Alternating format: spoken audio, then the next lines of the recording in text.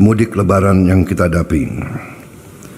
Pertama, saya minta Menteri Perhubungan untuk memastikan bahwa kebijakan diskon harga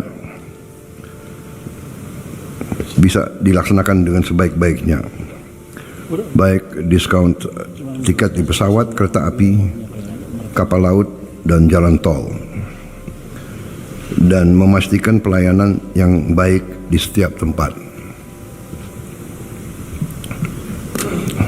Saya juga minta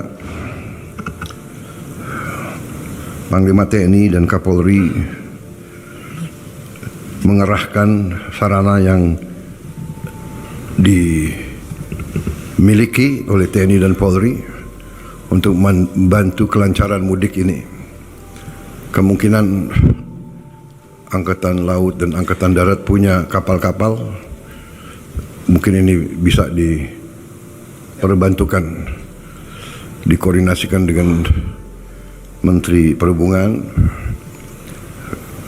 Juga saya kira Kepolisian Negara Republik Indonesia juga punya aset-aset dan sarana-sarana yang bisa untuk membantu.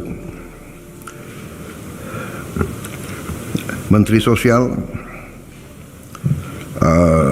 yakinkan bahwa tambahan bantuan pangan untuk 35 juta keluarga penerima manfaat desil 1, 2, 3, dan 4 berjalan dengan baik.